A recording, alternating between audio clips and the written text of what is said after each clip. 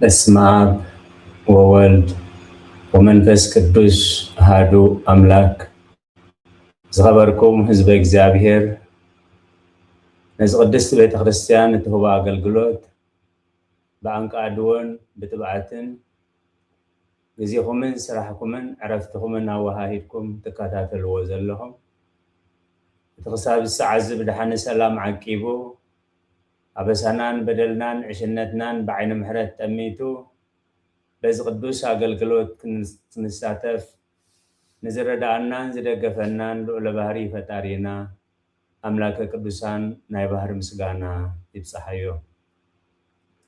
ኣብ ዝሓለፈ አገልግሎትና ብምክንያት ጾመ ነነዌ ኣብ ትንቢት ዮናስ ምዕራፍ 2 ቁፅሪ 7 ጸሎተይ ናባኻ ናብቲ ቅዱስ መቅደስካ ኣተወ ኣብ ዝብል ኣርእስቲ ምሕረት እግዚአብሔር ንዮናስ ኣብቲ ናይ ጥፍኣት ቦታ ኣብቲ ሲኦል ኣብ ከብዲ ኣራዊት ከመይ ዝመሰለ ዕቁባ ከም ዘቐመጠሉ ነቢ ዮናስ ተስፋ ከይቆረፀ ብእምነት ኣብ ከርሲ ዓሳ ኮይኑ ናብ እግዚአብሔር ከም ዝጸለየ እግዚአብሔር ከዓ ድሕሪ 3 መዓልቲ ካብቲ ከብዲ ዓሳ ኣውፅኡ ኣብ ውሕስ ቦታ ከም ዘቐመጦ ነዚ ኣስተንቲና ነርና። ሎሚ ከም ፍቃድ እግዚአብሔር እንሪኦ ኣብ ምዕራፍ 3 ትንቢት ዮናስ ቁፅሪ 8 ነፍሲ ወከፍ ካብ እከይ መገዱን ካብቲ ኣብ ኢዱ ዘሎ ዓመፃን ይመለስ ኣብ ዝብል ኣርእስቲ ኢና ከነስተንትን። እቲ ዝምህር እግዚአብሔር እቲ ዝምህር መንፈስ ቅዱስ እዩ። እግዚአብሔር ከዓ ንዓይ ንህዝቡ ዝኸውን ንዓይውን ዝኸውን ሕያው ቃሉ ኣብ አንደበተይ ከንብር ኣብ ጸሎትኩም ክትዝክሩኒ እናተማሕፀንኩ ንኩልና ከዓ ዝሰምዓ ናይ እዛን መንፈስ ዝዓቆር ጠጦ ልቢ ዘተግብር ሰናይ ሕሊና ክወሃበና ናይ እግዚአብሔር ቅዱስ ፍቃድ ይኹነልና። ኣብዚ ትንቢት ዮናስ ምዕራፍ 3 እነስተንትኖ እግዚአብሔር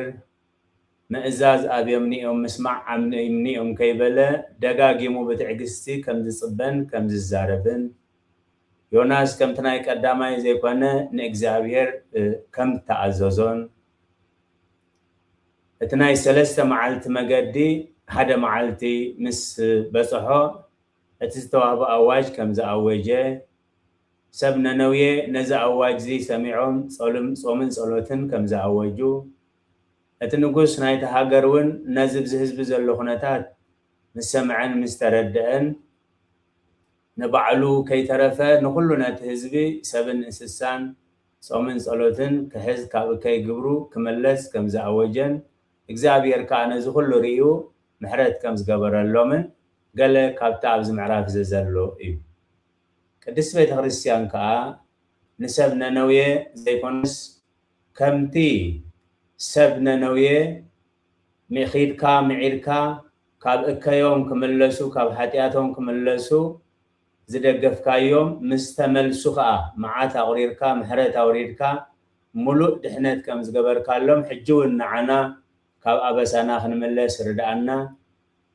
ብምምላስና ከዓ መዓትካ ናብ ምሕረት ቁጥዓኻ ናብ ትዕግስቲ ለውጠልና ንምባልያ እዚ ርእስቲ እዚ ሰሪዓቶ እሞ ደጊመ ንዓይኒ ህዝቡ ሕያው ዝኸውን አንደበት ክህበኒ ሕያው ቃሉ ኣብ አንደበተይ ከንብር ኩሉ ትዝዛረቡ ከዓ ካብ እግዚአብሔርን ከም ፍቃድ እግዚአብሔርን ንኩሉ ሰማዕን ተዓዛብን ንበረኸት ዝኸውን ሕያው ቃሉ ኣብ አንደበተይ ከንብር ደጊምኩም ኣብ ጸሎትኩም ክዝክሩኒ ሓደራ እብል። ትንቢት ዮናስ ምዕራፍ 3 ቁፅሪ 8 ሰብን እንስሳን ክሻ ይከደኑ ዓው ኢሎም ድማ ናብ ኣምላኾም የእውዩ ነፍሲ ወከፍ ከዓ ካብ እከይ መገዱን ካብቲ ኣብ ኢዱ ዘሎ ዓመፃን ይመለስ። እዚ ንጉስ ነነዌ ዝኣወጆ ኣዋጅ እዩ። ኣብ ትንቢት ዮናስ ምዕራፍ 3 ቁፅሪ 1-2 ንዮናስ ተንስእ ናብ ነነዌ ናብቲ ዓባይ ከተማ ኺድ ኣነ ዝእዘካ ኣዋጅ ከዓ ኣውጀላ ዝብል ቃል እግዚአብሔር ካልኣይ ግዜ መፅኦ። ኣብ ቀዳማይ ግዜ ዮናስ ንእግዚአብሔር ክእዘዝ ፈቃደኛ ከም ዘይነበረ ናብቲ እግዚአብሔር ዝበሎ ቦታ ናብ ነነዌ ዘይኮነስ ገንዘብ ከፊሉ ኣብ መርከብ ተሰቂሉ ናብ ተርሴስ ከም ዝኸደ ኣብኡ ከዓ እግዚአብሔር ኣብ ባሕርን ኣብታ ማዕበልን ብዙሕ ስራሕ ኣምላኽ ከም ዝሰርሐን ኢና ነርና ሕጂ ግን ካብቲ ቀዳማይ ዘይምእዛዙ ሳዕብየኑ ስለ ዝተረድአ ዮናስ ሕራይሉ ከም ዝኸደ እግዚአብሔር ከዓ ትማላ ኣይሰምዐን ትማሊ ምእዛዝ ኣብኡ ከይበለ ካልኣይ ደጋጊሙ ነቲ ቃል ናብኡ ምምፅኡ እዩ ኣብ መጽሓፍ ኢዮብ ምዕራፍ 33 ቁጥሪ 14 ኣምላኽ ሓንሳዕ ክልተ ሳዕ ይዛረብ ሰብ ግና ኣየቕልብን እዩ እግዚአብሔር ዘቕልብ ኣእምሮ ናብቲ ዝብለኩም ኣቕቡ ይብል ደጋጊሙ ኣምላኽ ሓንሳዕ ክልተ ሳዕ ይዛረብ እዩ ሰብ ግና እንታይ ይከውንን እዩ ሰብ ግና ኣየቐልብን ስለዚ እቶም ነቲ ትእዛዝ እግዚአብሔር ዘየቕረብሉ ብድሕሪኡ ዝመጽእ እንታይ እዩ ድሕሪ እቲ ትእዛዝ ድሕሪ እቲ መጠንቀቕታ ድሕሪ እቲ ምኽሪ ልቢ እንተተሪሩ እንታይ እዩ ዝመጽእ መቕፃዕትን መቕዘፍትን እዩ ዝመጽእ መቕፃዕትን መቕዘፍትን በብደረጃኦም እዮም ዝመፁ ዮናስ ነቲ መቕፃዕቲ ምስ ጣዓመ ኣብ መቕዘፍቲ ከይበፅሐ እዩ ተመሊሱ ነቶም ነቲ መቕፃዕቲ ልቦም ዘትረሩሉ ከዓ መወዳእታ ክልወጥ ዘይክእል መቕዘፍቲ እዩ ዝመጽእ ካብዚ ይሰውረልና እግዚአብሔር ኣብ መዝሙር ዳዊት 62 ቁጥሪ 11 ስልጣን ናይ ኣምላኽ ምዃኑ ኣምላኽ ሓንሳዕ ተዛረበ ክልተ ሳዕ ሰማዕክዎ ስልጣን ናይ እግዚአብሔር ናይ በይኑ ምዃኑ ኣምላኽ ሓንሳዕ ተዛረበ ኣነ ግና ክልተ ሳዕ ሰማዕክዎ ነቲ ዝሰምዖ ቃል ናይ ኣምላኽ ምዃኑ ንኸረጋገፅ ብስጋን ብነፍስን ነቲ ቃል ሰማዕክዎ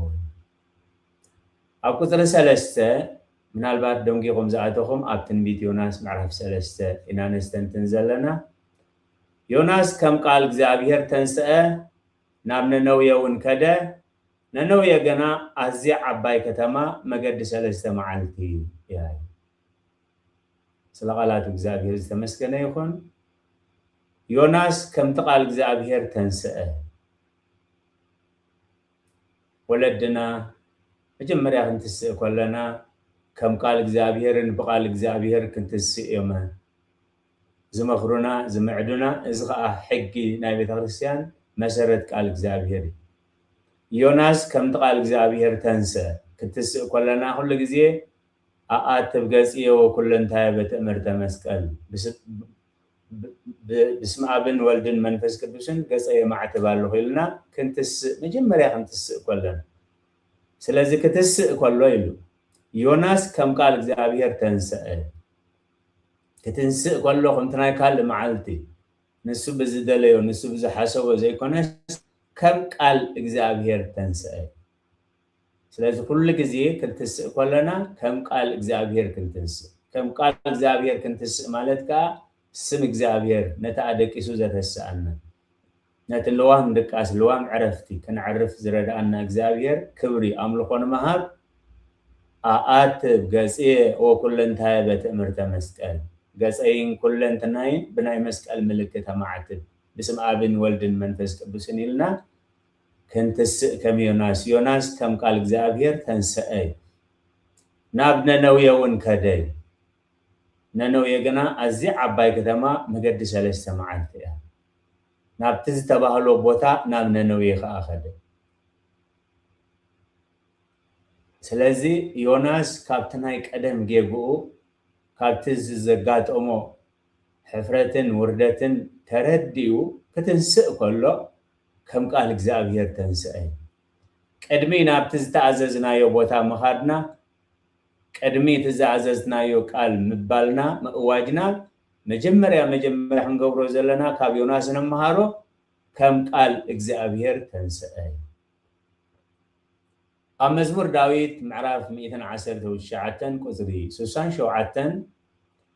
ከይተዋረድኩ ተጋጋኹ ሕጂ ግና ቃልካ እሕሉ ኣለኹ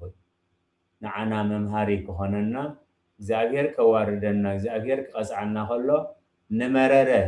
تسفان مغراء زي كونس نمملاس كهوننا كي تواردكو تقاقخو حجقنا قال كهلو الله مرت حتى كاب እግዚአብሔር مرحق አንፃር ቃል እግዚአብሔር ደው መባል ክሳብ ክንደይ ዋጋ ዘኸፍል ምዃኑ አዝዩ ስለዝተረደ ከይተዋረድኩ ተጋጋኹ ሕጂ ገና ቃል ካህሉ ስለዚ ኻዩ ነብዩ ዮናስ ከምቲ ቃል እግዚአብሔር ተንስአ ዝበል ናብቲ ተኣዘዞ ቦታውን ከደይ ኣብ ትንቢት ኤርምያስ ተመሳሳሊ ሓሳብ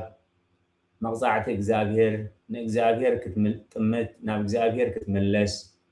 በቲ ዝገበርናዮ ጌጋ ክንሓፍርን ክንሓንኽን እሞ ውሽጢ ልቢ ንኽንሳሕ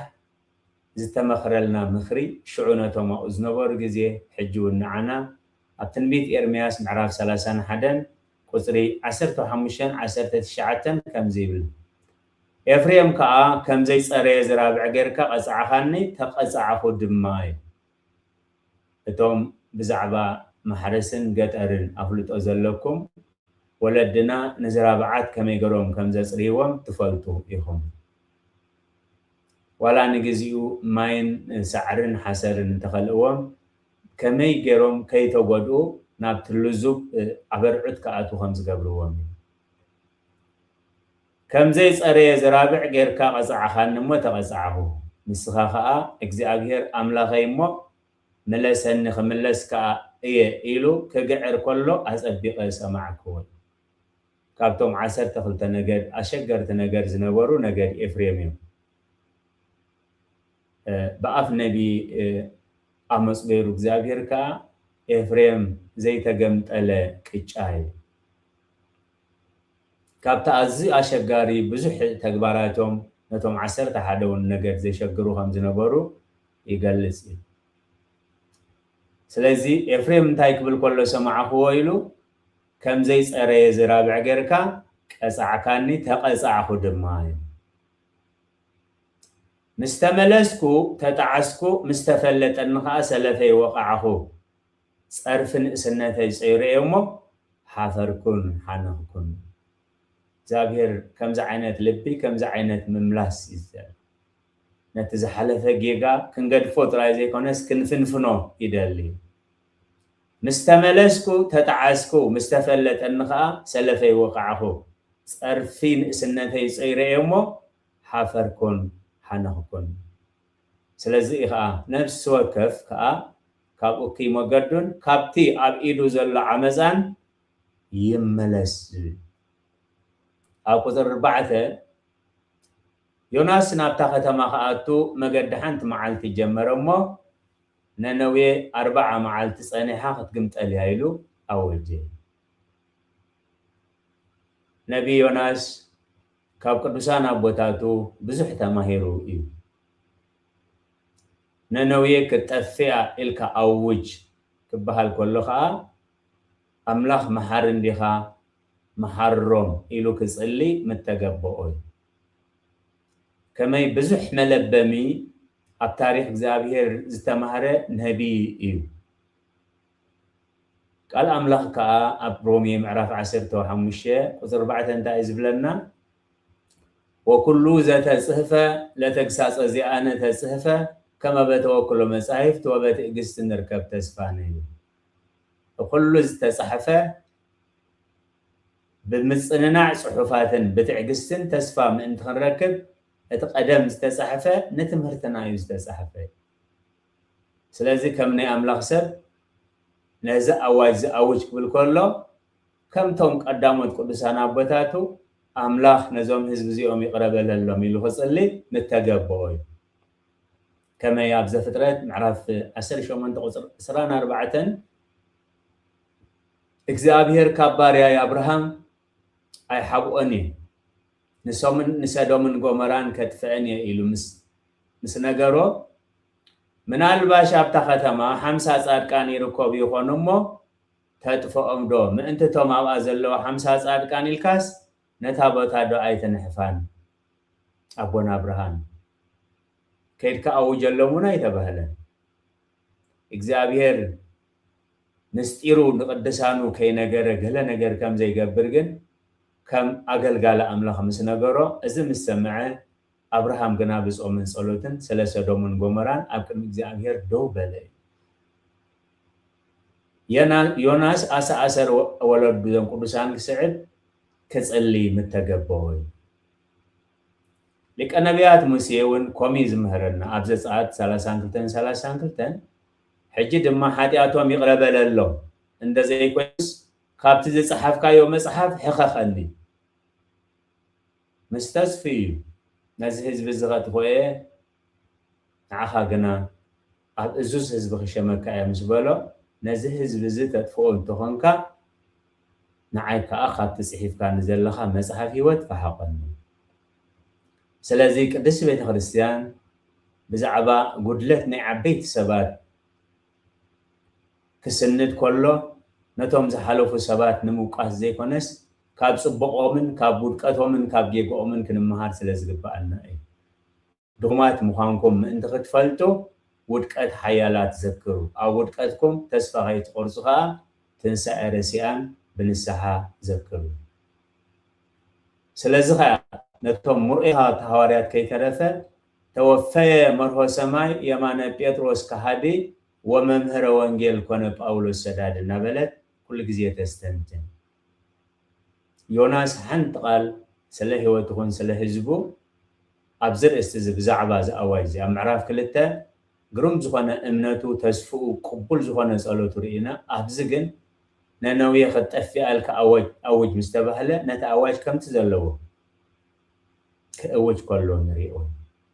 እግዚአብሔር ስለምንታዩ ነነዌ ክትግምጠል አውጅሉ ስለምንታይ እግዚአብሔር ቆሞ አውጅ ኣብ መልእኽቲ ይሁዳ ምዕራፍ 1 ቁጽሪ 5 ግና ሓደ ግዜ እኳ ንኩሉ ፈሊጥኩም ክንስኹም ሲ ወይታ ንህዝቡ ካብ ምድሪ ግብፅ ኣድሒኑ ድሓርነቶም ዘይኣምኑ ከም ዘጥፍኦም ከዘክረኩም ደሊ እዞም እግዚአብሔር ዘጥፎም ዘሎ ስራሕ አምላኽ ዘርአዩ በረከት አምላኽ ዘጣዓሙ እግዚአብሔር ባህሪ ጨዲዱ ዘሳገሮም ካብ ምድረ በዳ መና ካብ ሰማይ መና መላእክት ሰማይ ዘዝነመሎም ካብ ከውሒ ማይ ዘፈልፈለሎም ዓምደ ፀሓይ ከይሃርሞ ደመና ዘጽሎም ከይጽልምቶም ዓምደ ብርሃን ዘኽበሮም ህዝብታት እዮም نزي كله غير حليفهم نخملسو بزح كزي تعاقسوهم من مسابيغن እግዚአብሔር سقم وسد كله لذي እግዚአብሔር ما رحرحني اتي كم صادقن ايدن ስለዚህ አምሐረ ከይነቀልድ ምእንቲ ቀልጢፍና ንኽንሳሕ ፍርዳ አምላኽ ዘኪርና አተስፋ ከይንቆርጽ ምእንቲ ታወትዮም ዚኣቶም أبزهلكم عرف 26 كابتوم موسين كاهن آرونن أبرخا سينا زقصروهم كسورات دك إسرائيل جنا حدوكا أما أكل زياتهم هنا بدن سلازي توم بمولو شديشة مئة الشيخ زغن كاب قبس زوز الشباب أم درجة أم تريكم سلامنتاي إግዚአብሔር ስለዝተሃለለዎ ልቦም ከአስለ ዘትራቢ ኣብ ቁጽሪ 6 መልእኽቲ ይሁዳ ነቶም ሰፈሮም ዝሓደው ግንበር ማዕርጎም ዘይሓለው መላእኽቲ እኳ ብናይ ዘለዓለም መቃውሕ ደኣ ኣብ ትሕቲ ጸልማት ነታ ፍርዲ ዓባይ መዓልቲ ዓቂርዎም ኣሎ ስለዚ ኣምላኽና ዝባላዕ ሓዊ ኢሉ ጸሓፊ ናይ ዕብራውያን ኣምላኽና ዝባላዕ ሓዊ እዩ ኣብ ኢድ ኣምላኽ ምዳቕ ከዓ ዘሰክህ እዩ ከምኡውን ሰዶምን ጎመራን እተን ኣብ ከባቢአን ዝነበራ ከተማታቶም ብመገዶም ዝመንዘራ ደድሕሪ ስጓጓናውን ዝሰዓባ በቲ ዝወረደን ቅፅዓት ናይ ዘለዓለም ሓዊ ንመሰኪሒ ኮይነን ኣለዋ እግዚአብሔር ይቕረ ይበለልና እግዚአብሔር ክውስን ከሎ ንዓና መምሃርን መለበንን ንኾኸውን ነነዌ ክትግምጠል ያይሉ እግዚአብሔር ኣውጅ ኣብ ዘዳግም 29 ቁጽሪ 23 ከምቲ እግዚአብሔር ኮሪን ነዲሩን ንሰዶምን ንጎሞራን ንአድማን ንጽቦጽ زقمطلن مقمطال اتا مدر كلها خيتزرعن كيتفرن قال سعر خيتبقلن دين نچون ندادن كونه ورسيا لمدر صيوه انت تفري بأكا يوم لألي نبرواي بسنكي توم زنبروا اتا مدري چو كم تفري كبارا زابير زس سلازيك زابير فرد أملاخ عند زي تنسينا عند زي تملشنا فرد أملاخ كم زلوا كنفلت منتي إجزابير أنصار ننوي أوج زبل أوج نجيروا يوناس كأخم تتباهلو أوج جاي معرف حمشة سبنا نوي خاء نأملاخ أمنو صوم دما أوجو كوابيتون كسعنا الشمكا كشا تفدني سلقالات እግዚአብሔር ተመስገነ ይሁን ነትዝ ተአወጀ አዋጅ ናይ አምላኽ አዋጅ ምዃኑ እዚ መዓት ዘይ ምሕር ዘየናሕስ ምዃኑ እግዚአብሔር ንኽምለሱ ዝተአወጀ አዋጅ ምዃኑ በአምላኽ አመኑ ቀዳማይ ጾም ከአ አወጁ ካልአይ ካብ ዓበይቶም ክሳብ ንዓሽውን ክሻ ተኸኑ ቅድስት ቤተ ክርስቲያን كاب ودي شوعات عمد بال شوعات عمد صومن صلوتن أملخون سرعة أملخون كم مهاروت إزس كا أزيني بأملاخ أمني تأمنوس مسارتي إتي والولدنا أمنت مسارتي كما أبراوي أنا عسرت حدا غزر شدي الشيء بزي أمنت جنا نأملاخ كاسمرو أي كألن كنصوم كنصلي كنسح كن مسؤول أمنتاي كمسرت هاد إمنة كمسرت نمن نملخ نايمن قال نسمع نمن إزازي اتينا بأملاخ زمس زدلي نسو خمزلون نتوم زدلي وقع عاسب خمزهبهم كأمن يقبوي بزي إمنة جنا نا أملاخ كاسمرو أي كألني أبونجيل لوكاس ماركوس أبونجيل ماركوس معرفت شعات تغزل عسران سلستن نزع من كل كأل سلازم مجمريا نايتا أواج نتأواج ننسحا سلاز تأواجي ننسحا خطكملو بأملاخ أمنو صوم أواجو كاب عبيتون كسابنا عشمكا كشا تخدمي نايتا تحث لبي نايتا السبر لبي ملكتي كاشا مخداني سلازم مسأمنو ازي معات ازي شجر ازي مستيرون توابن تقليس اللو صوم بزي صوم من صلوتن كقرر كهاد كم زي كأل سلازي فلاتو صوم أوجوي صوم كأوجو خلقاء نفس وكفهم كاب عبيتون كسابنا عشام كشا تخدنو ناي وردت ناي تحتنا بحق إنا أملاح كم تملسو ملكتين أونجيل ماتيوس معرف عسرت وشوعات تقصر عسران حدا إذا خمسة زمسألة عليت جنا بزي صوم من صلوتن أيوة السنة سمنا نوية بأملاخ أمنو صوم أوجو كاب عبيتون كسامنا الشمكا كشا تخدم أبقصر شدشة زورزي نام نقص بسها زفانو كاب زفانو تنسأ بارنوسو قنطتا خشا تخدنا أبحامو خش دما تقمد ماني لكم أنا زي أواجكو أواج كميز مسألة أواجو أيضا توم هزبي وسيدو مزلو سبنا نويل وسيدو مزلو سقمتي أبكن مجزابير قبول نتهاجر نتهزبن كأخا مقزفت زادحن مخانو مسفلت إزو ورزي نام نقص بس هاي وقعي كم زخين الله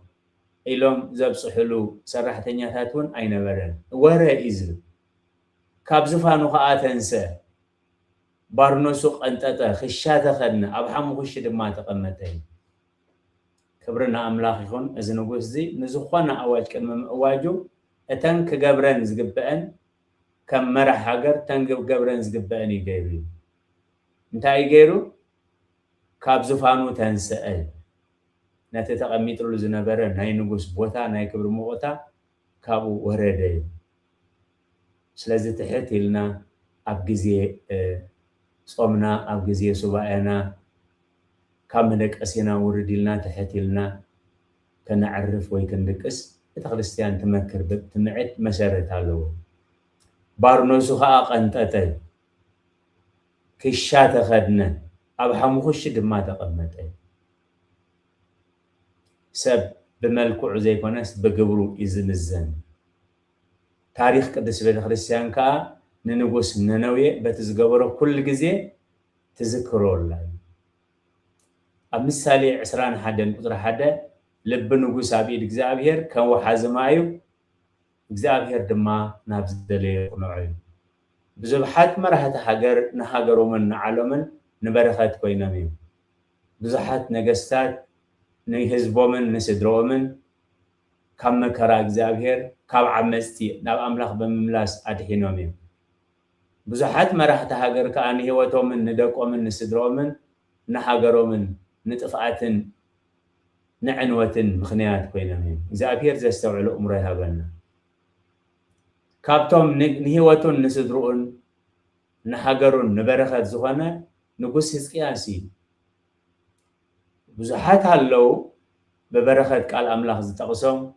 بزحات كاللو مخنيات تفاعت زخون مستزلنا جزي أبتنبيت إسياس 3 كتر حدا كوانا دما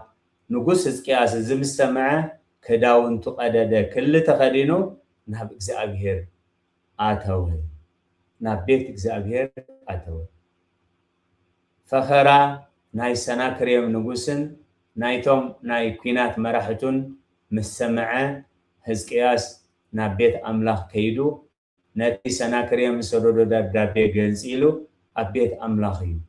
ويو إجزابير كعمل سيسألوت هيبو كابت كل مقزفتي أدحينو نتوم زفرار حوو ماي كيمسو عنشات خيمسو كردينا ومزنبارو كأسيعو نتحقر سلام كقبر كله سلازي نقص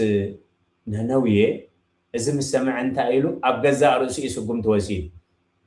كم زقبارو زبل أواج يكونن أوج قدم مجمرة يتخقبر زلوا وإيجيل كم نقص نهنوية خازن مهار كمان يتندى قبر زمهر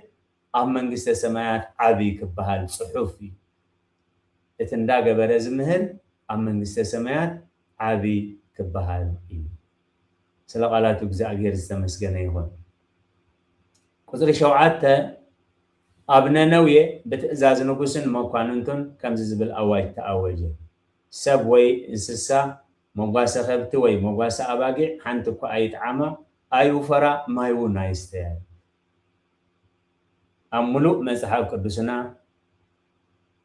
أبتم شوعاته أزوامات بيت خريستيان إنسسات أيمن وي إنسسات كزوما أواج تأوج الزبل أيسمعنا بجكا أد مصحف يوناسي راي كيبل عخيستي هذي كونس كي وفراو سب وي إنسسا موغاسة خبت وي موغاسة أباقي حانتكو أي تعمى أي وفرا ما يون أيستيا كميز مسألة أو تايسم معكم حساون تقولعو طوبات ديتاتهم تخليهم شاق كله خلو كبت موغاسة طوبات دي انسئنن مايس إنن مبح كبلا خلوا مبيع كبلا خلوا أزدم سيزيك سأبير سمعه سلازي نقوس نهنوية نزي أواجزي أو كتر شو منتا 7 إنسسان كشاي كدرني عوي لهم دما ناب أملاخ يأويو نفس وكفكا كاب أوكي مقدون كاب تعبيد زول عمسان يملسي مهللا ترايا يكونن واي ترايا يكونن انتايلو نفس وكف كاب أوكي مقدون كاب تبعيد زول عمسان يملسي سلازي بولك أنا لومي مقدنا نمرمر نتعذبن كم زبالة بولك أنا نريئلو نفس وكف كاب كي مقدن كاب تعبيدو زلو عمسان يملسي زغدا زلوخو مقد قنعنا دي مقد نسهنا دي مقد حق دي مجد فقردي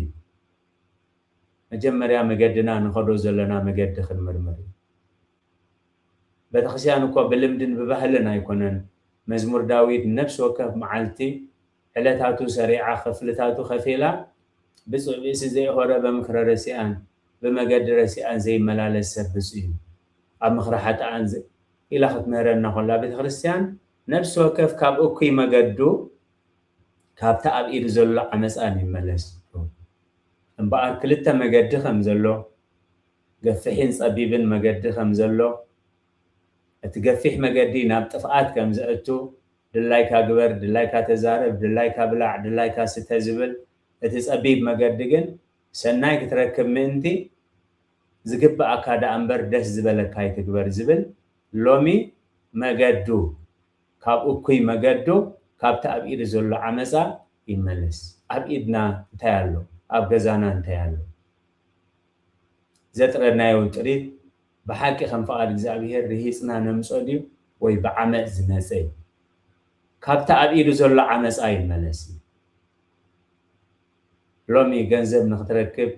حسيخا ممحل ገንዘብ كتركب متبار ترازي كونس ገንዘብ كتركب هيوت سبز بالعلو زلو ገንዘብ نختركب سبات زشيطلو زلو غزي إنا زلو እግዚአብሔር يقري بلنا سلازي خاي كابتر إيدو زلو عمسا يملسي كاب أكوي مقدون كاب تأب إيدو زلو عمسان زي ناي معرف سلستر استنا لومي እግዚአብሔር رديئنا الاسنا زي نفس وكف اقلن اكلن كيبلنا بزعبا هيودنا كابت اكوي مقدون كابت بإيدو زلو عمسان يملس زلنا يا مقد شارع زلنا يا مقد تلمه زلنا يو نخن تراب حنبر نمسعي هوت نبرخت زي كون أبكر ما أملاخ بفرد زحتت مقدين تخينو لو من مقدنا خنري نتعب إدنا زلو كدس بين خريستيان كاب مزمور داويد أب حق سريعاتو زلا إيه يسهدات زبسل كم بزه بإلهات آني كاب تبع عمس آزمس بزه كاب تبع بتلمت زمس بزه كاب تسبات في كان سبل عخان زمس بزه እግዚአብሔር ዝባረኮ ሒደት ይበዝልጽ ይሄይስ ሂዳት ዘበጽድቅ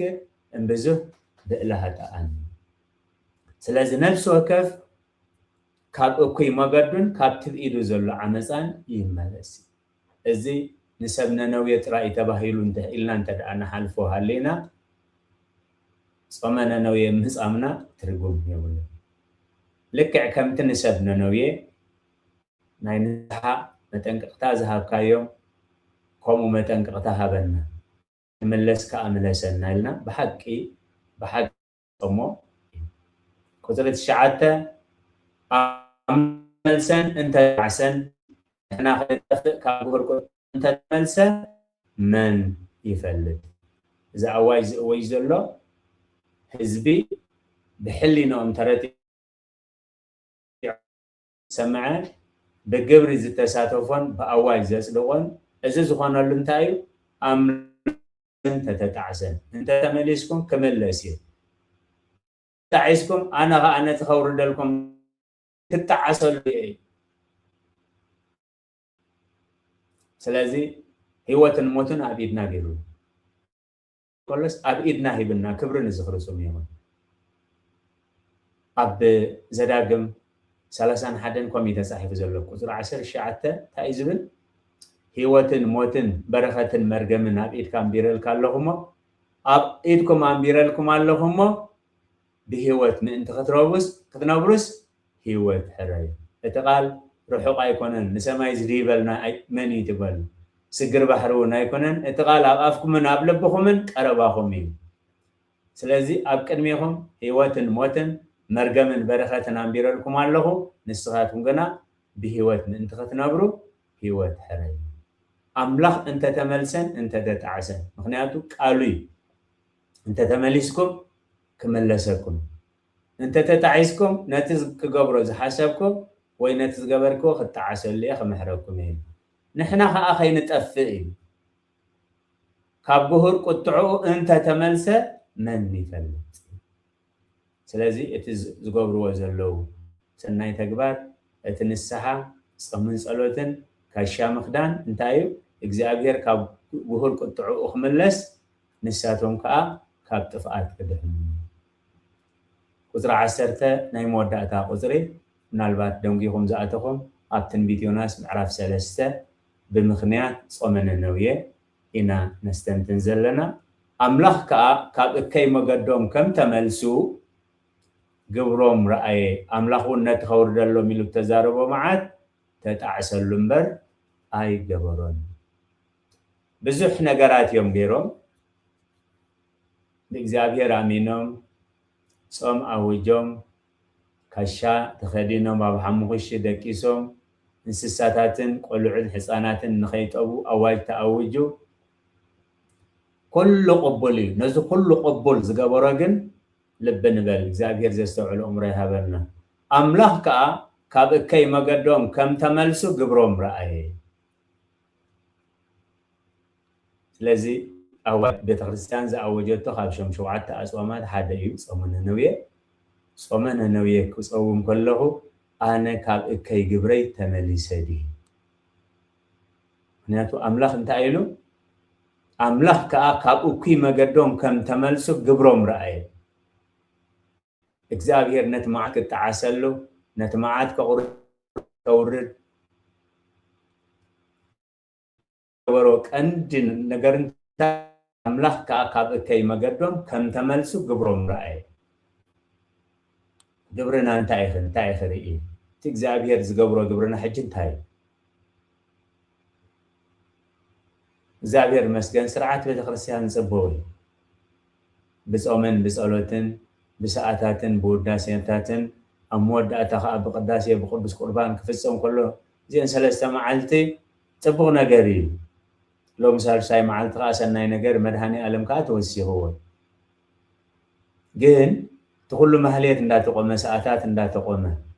ቅዳሴ እንዳተቀደሰ ቁርባን እንዳተቆርበ ካብ እከይ ግብርና እንድሕር ዘይተመለሽና